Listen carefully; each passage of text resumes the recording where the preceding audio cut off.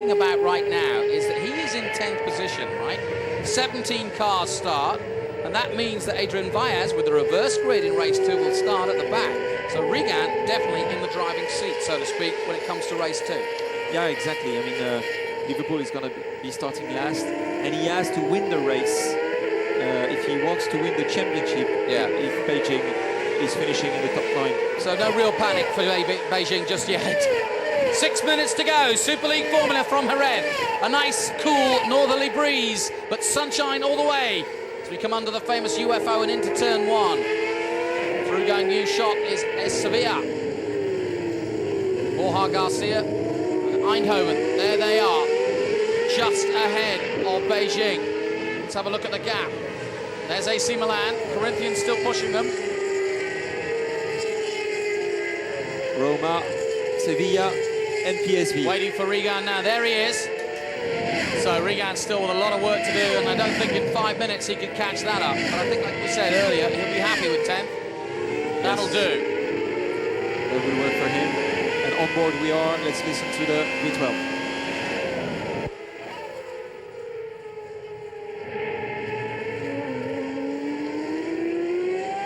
Nice and smooth. And he's getting close. He's getting close.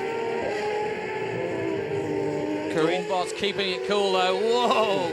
Using all the track and all the curves through the Ayrton Senna chicane. And we're seeing the Corinthians and Pizzonia getting closer and closer. There's some traffic out there in Jerez this afternoon. Dornbos. Corinthians into the last corner. 5 minutes to go. Here they go, 5 minutes plus 1 lap.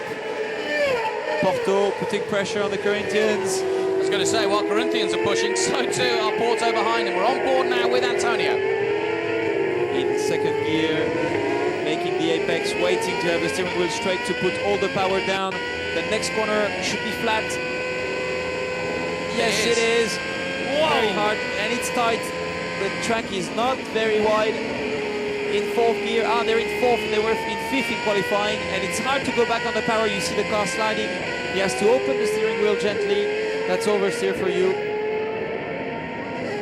Now, will Porto make a move by the looks of things? They're winding themselves up to do so. And these three, nothing in it. Liverpool, the gap has come down, but only slightly, 9.9 seconds.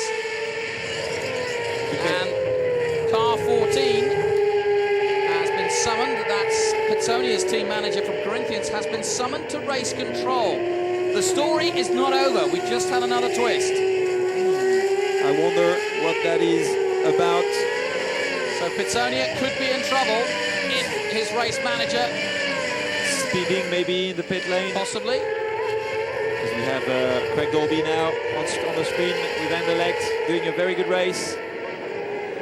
So Porto can sense the possibility of maybe getting a podium if Corinthians are in trouble.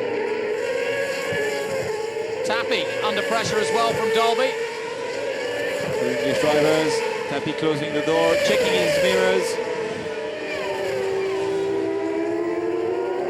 8.6 seconds, the gap has come down between the leaders, Liverpool, 133.5, but I think this is just Vaez basically nursing the car home. He knows he's got a long race ahead, doesn't need to push too far, just needs to keep the gap at about 5 seconds before the end of this race. Back with Porto.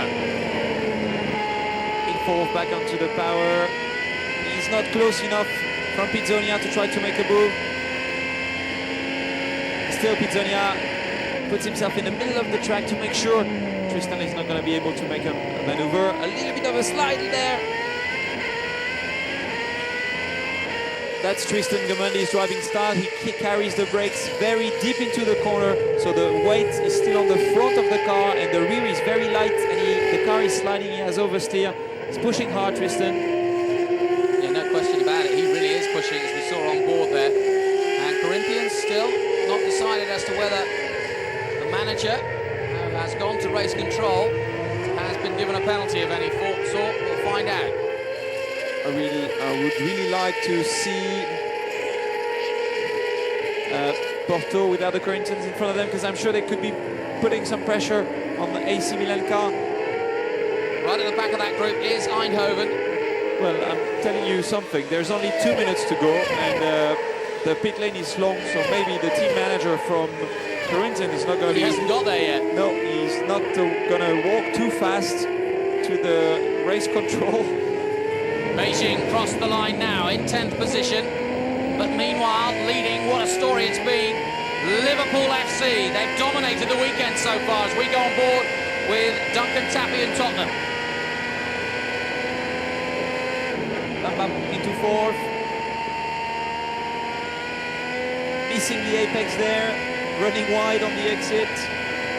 Flat on the throttle as you can see on the screen. And you're going to see the G-force as he's braking, going up to 4 Gs in line, which is mega. This car is braking really strongly. That would make most normal humans quite sick. But as it is, Liverpool have led all the way in this race, and that would be the gap. They moved to 2nd in the league with 3:41, giving them a chance, moving PSV Eindhoven down to 3rd place overall, 314 they would have. Milan stay 4th, 312, but look, just 2 points between Milan and Eindhoven for the league title, so that's going to be all to play for.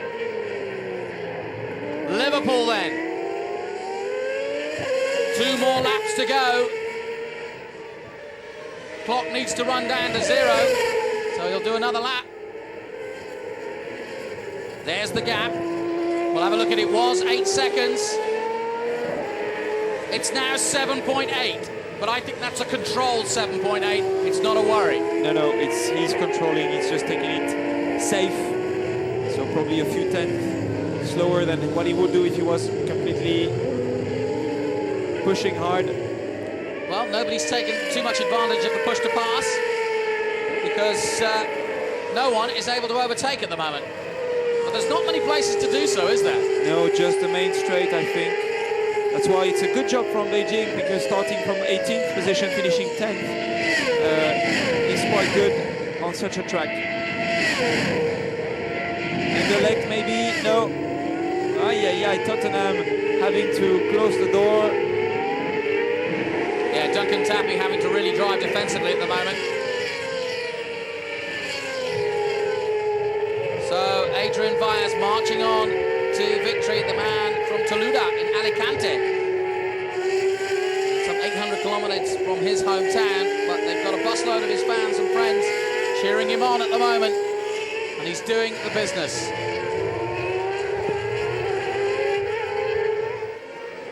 Liverpool have not put a foot wrong. They'll come round here, and this will be the last lap coming up. Out comes the board to let him know. Liverpool. He has a problem. Crossed the line. He has a problem. That is not the end of the race, and Liverpool have a huge problem. And Milan are catching. Liverpool are in trouble.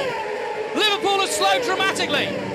Okay, it's going to be very tight because he still has power, but 4 seconds the gap. He's nowhere. No, he's slowing right down. He's run out of fuel.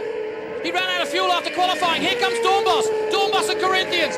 Dornbos is going to take victory. Here we go. Liverpool are nowhere. They are stuck in the middle of the track. They've got it going again. It's intermittent by the looks of things. Somehow Liverpool are just hanging on to that lead. Time running out though on the last lap. Adrian Valles is out of it. First, second, third. He's gone down to 4th. Dornbos leads. AC Milan lead the race. Oh, Liverpool. Right in injury time. Oh. Unbelievable. And AC Milan are going on to take victory. Unbelievable. Who would have thought that Liverpool would have a problem? And I reckon, well, they ran out of fuel after qualifying. Wonder if it's the same again. But here we go. Dornbos is going on to victory. And this changes everything. I'm left with no voice for Liverpool after such a good race. Well, the cop has gone silent for sure. And once again, Tristan Gomendy is going to make the podium. Corinthians still under investigation, so again, it's not over yet by any means. And Liverpool is going to finish, so I don't think it's a fuel problem, I think it's an electrical problem. Cross the line they come, and taking the checkered flag. AC Milan, Corinthians, Porto. Amazingly, AC Milan take victory here. Tottenham, Anderlecht, Roma, Sevilla, Liverpool finishing 8th. In front of PSV Eindhoven and Beijing. Where is Beijing? In 10th position, so Liverpool still finishing in front of Beijing. And they're still talking